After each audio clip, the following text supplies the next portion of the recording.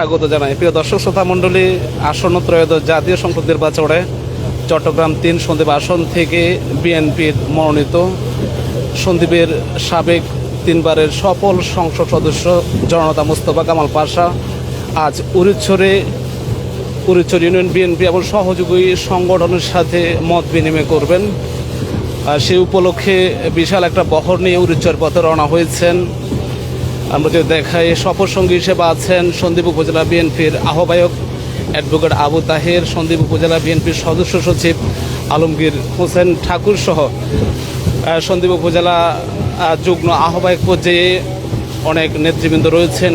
এর পাশাপাশি সন্দ্বীপ উপজেলার বিভিন্ন ইউনিয়নের বিএনপির সভাপতি, সাধারণ সম্পাদক সহ বিশাল একটা বহর নিয়ে এই মুহূর্তে উরিচ্ছরের পথে রওনা হয়েছেন নুরুল মুস্তফা খোকনের আধুনিক স্পিড বোটে করে।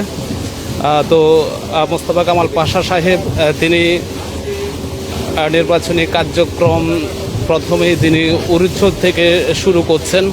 সন্দ্বীপের বিচ্ছিন্ন ইউনিয়ন, এই বিচ্ছিন্ন ইউনিয়নের প্রতি একটা বাড়তি আন্তরিকতা থেকে তিনি এই গণসংযোগ তিনি উরিচ্ছর থেকে শুরু করেছেন। আমরা যদি আপনাদেরকে দেখাই একে একে সন্দ্বীপের বিএনপির শীর্ষ নেতৃবৃন্দরা রয়েছেন মোস্তফা কামাল পাশার সফর সঙ্গী হিসেবে। তো সব কিছু মিলেই আজকে তিনি সেখানে বিশাল সমাবেশে বক্তব্য রাখবেন, মত বিনিময় করবেন, উরিচ্ছরের সমস্যা নিয়ে কথা বলবেন এবং আগামী জাতীয় সংসদ নির্বাচনে বিএনপিকে কীভাবে জয়যুক্ত করা যায় সেই বিষয়ে, ভোট কীভাবে বৃদ্ধি করা যায় সেই বিষয়ে কিন্তু তিনি গুরুত্বপূর্ণ দিক নির্দেশনা প্রদান করবেন। তো আমরা যদি দেখাই, মোস্তফা কামাল পাশা সাহেব তিনি আছেন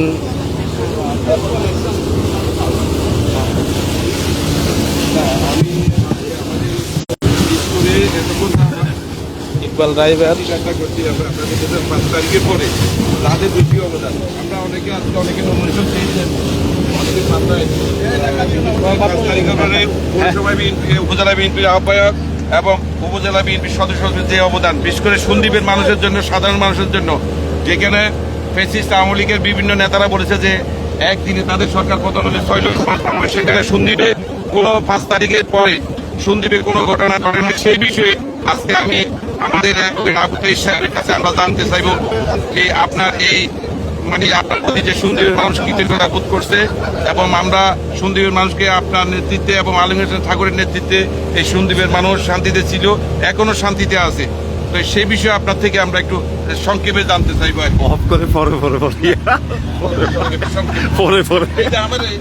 আমার ডলার আসছে, তুমি কি লাইভে যাচ্ছ নাকি? বলতেছি পরে পরে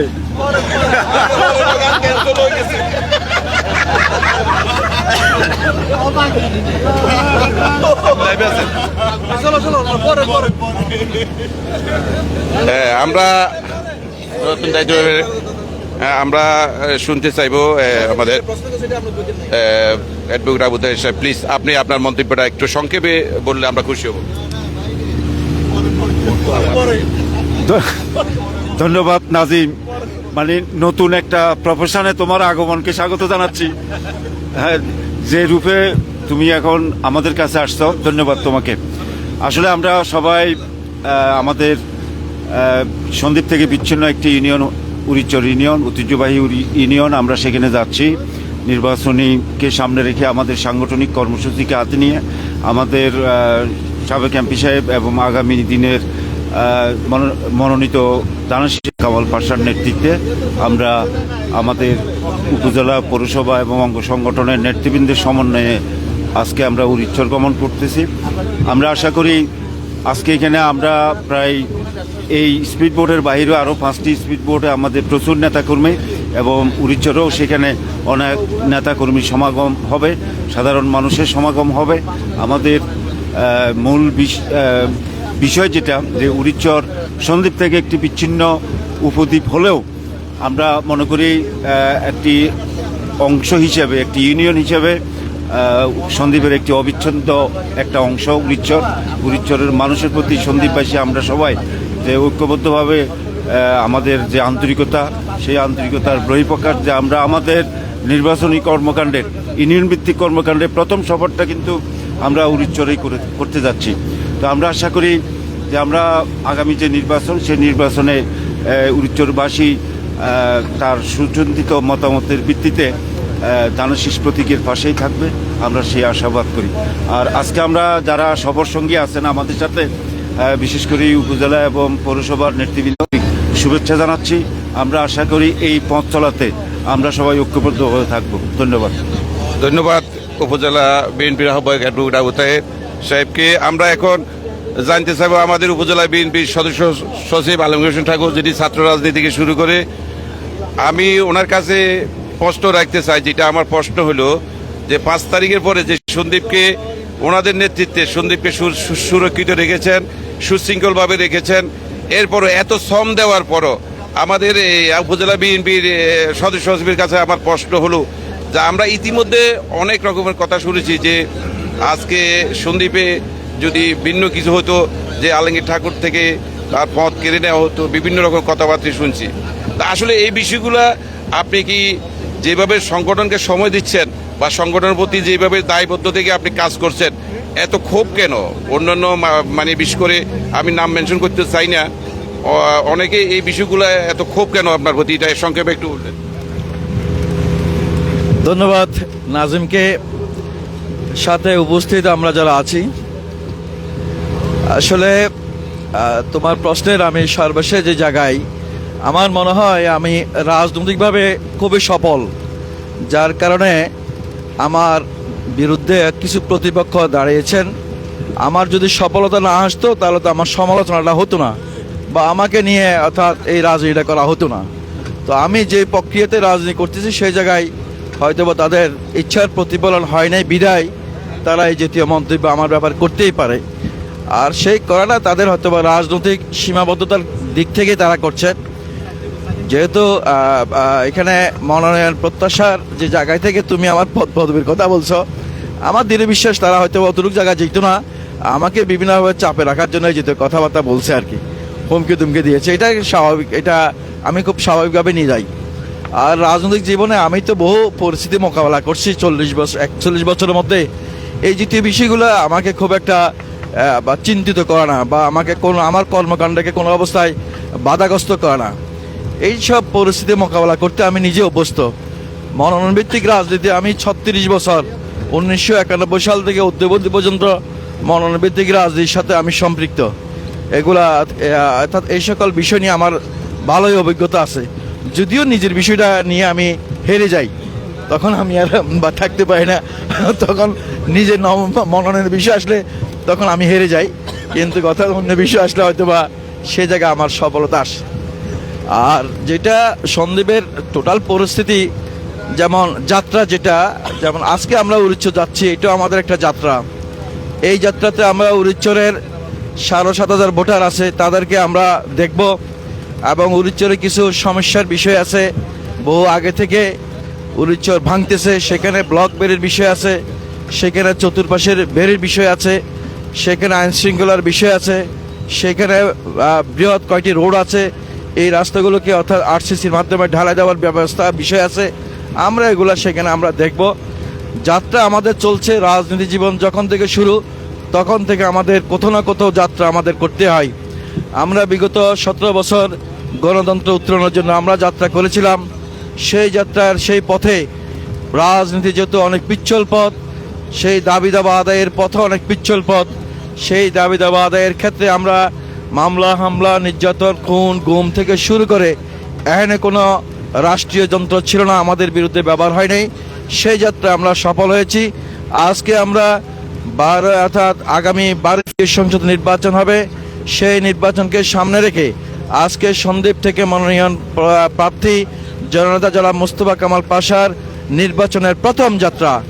আর সেই যাত্রায় আমরা ইনশাল্লাহ কামিয়াবি হব, আমরা সফল হব এবং মানুষের ভোটাধিকার প্রতিষ্ঠা করার জন্য আমাদের দীর্ঘ 15 বছর যে সংগ্রাম ছিল, আমরা প্রত্যেকটি মানুষ যাতে করে কেন্দ্রে গিয়ে তারা তাদের উৎসব মুখর পরিস্থিতিতে ভোট দিতে পারে। নারী পুরুষ থেকে শুরু করে হিন্দু বৌদ্ধ খ্রিস্টান সকল শ্রেণী পেশার মানুষ তারা যাতে করে ভোট দিতে পারে, এইখানে আমাদের সফলতা, আমাদের বিজয় সুনিশ্চিত হবে ইনশাল্লাহ। আমাদের সকল যাত্রায় উন্নয়নের যাত্রা হোক, আইন শৃঙ্খলা পরিস্থিতি নিয়ন্ত্রণের যাত্রা হোক, আমরা সফলতার দ্বার প্রান্তে এসেছি। এখন আগামীতে জাতীয় সংসদ নির্বাচন, সেই নির্বাচনে আমরা ইনশাল্লাহ সফলতার দ্বার প্রান্তেই আছি, আমরা বিজয় লাভ করব এবং সেই যাত্রা আমাদের প্রত্যেককে নিয়ে আমরা আমাদের দলের অপরাপর যারা প্রার্থী মনোনয়ন প্রত্যাশী ছিলেন সকলকে নিয়ে আমরা এই ভোট যুদ্ধের যাত্রায় অবতীর্ণ হতে চাই। সবাই সৌন্দর্য এবং একাত্মতার মধ্যে দিয়ে আমরা সেই ভোটের মাঠে আমরা সকলকে প্রচারের জায়গায় আমরা দেখতে চাই, সেই যাত্রা আমাদের সফল হবে ইনশাল্লাহ, এই প্রত্যাশা রেখে আমি বিশ্বাস করছি। ধন্যবাদ আপনাদেরকে। আপনাকে আমি একটা সংক্ষেপে এক মিনিট উত্তর দিবেন। সন্দীপে আমরা ইতিমধ্যে দেখেছি মোস্তফা কামাল পাশা এমপি মহোদয় যিনি, উনি আমরা সবসময় ঘাটলায় থাকি, উনি যখন ঘাটলায় বসে থাকে বিশেষ করে সন্দীপে থাকে, সন্দীপের মানুষ শান্ত থাকে, কোনো ধরনের কোনো অপ্রীতিকর ঘটনা ঘটে নাই।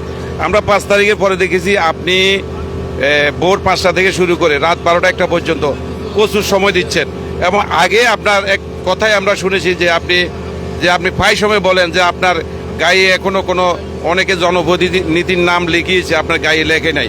আপনি একটা সময় বলছেন যে আপনি আমাদের নবী করিম সাল্লাল্লাহু আলাইহি ওয়াসাল্লাম একটা নবুয়তের বয়সের কথা বলছিলেন, যে উনার একটা নবুয়তের বয়স হয়েছিল, তখন আপনি বলেছেন আপনার ওই বয়সটা হয় নাই যে এখনো জনপ্রতিনিধি হওয়ার। ভবিষ্যতে আপনি যে পরিমাণ সংগঠনকে সময় দিচ্ছেন, সংগঠনের সার্ভিস দিচ্ছেন, পাশাপাশি সামাজিক কাজ করছেন, ভবিষ্যতে কি আমরা সন্দীপের মানুষ যে জনপ্রতিনিধির বিষয়টা যে আপনি বারবার তুলে ধরছেন, ভবিষ্যতে কি সাধারণ মানুষ কি এই প্রতিনিধিত্ব আশা করতে পারে? সংক্ষেপে যদি বলেন। বাংলাদেশে এ পর্যন্ত অর্থাৎ কোনো ক্ষমতায় না নিয়েই যিনি সবচেয়ে মুসলিম হিসেবে সকলের শ্রদ্ধেয় জায়গায় আছেন সেটা মাওলানা ভাসানী নিয়ে পদে নিয়ে মানুষের সেবা করার প্রয়োজন হয়নি। তো সুতরাং আমার বিগত সময়গুলোতে আমি যে সেবা করছি সেটা আমার পদের প্রয়োজন হয়নি, অর্থাৎ প্রশাসনিক পদে সেটা আমার প্রয়োজন হয়নি। এটাই আমি শান্তি মনে করি। এখানে আমার যে অকাতর শ্রম সেটাকে আমি মজলুমের মতো আমি নিতে পারি। আগামী রাজনীতি যেটা সেটা হচ্ছে নেতৃত্ব, তদবির এবং তকদির দুটাই থাকতে হবে। সেই ক্ষেত্রে দল আমাকে যেখানে সিদ্ধান্ত নেয় আমি সেই জায়গায় জন্য অর্থাৎ নিজকে বা উপস্থাপন করব এবং সেটাই আমার চূড়ান্ত সিদ্ধান্ত। আমার ব্যক্তিগত সিদ্ধান্ত বা এখন সেই বিষয়টা এখন বা নাই বা প্রকাশ করলাম, দলের সিদ্ধান্ত সবচেয়ে চূড়ান্ত সিদ্ধান্ত, আর সেই সিদ্ধান্ত সকলকে নিয়ে বাস্তবায়ন করবে ইনশাল্লাহ। ধন্যবাদ। আজকে উপজেলা পৌরসভা বিএনপি নেতৃবৃন্দ যারা আছেন পাশাপাশি আমরা ইতিমধ্যে উড়িচরের কাছাকাছি এসে গেছি। আজকে আমি ধন্যবাদ জানাচ্ছি সন্দীপ সংযোগ এবং নেতৃবৃন্দকে ধন্যবাদ জানাচ্ছি যে সন্দীপের মানুষের জন্য যারা ইতিমধ্যে ভালো কাজ করেছেন, সব কিছু ধরে রেখেছেন। এখানে কিছু সোচ্চারটা দেখতে পাচ্ছি পকেটে যারা হিংসা হয়, আমরা চাচ্ছি আমাদের নেতৃবৃন্দ আছে কিন্তু এখানে ভালো মানের মানুষ আছে, আমাদের এখানে আরেক সোর দেখা যাচ্ছে। এগুলা আসলে কি জনগণ কি আশা করবে? সবাইকে অসংখ্য ধন্যবাদ এবং সন্দীপ সংযোগকে ধন্যবাদ। আসসালামু আলাইকুম।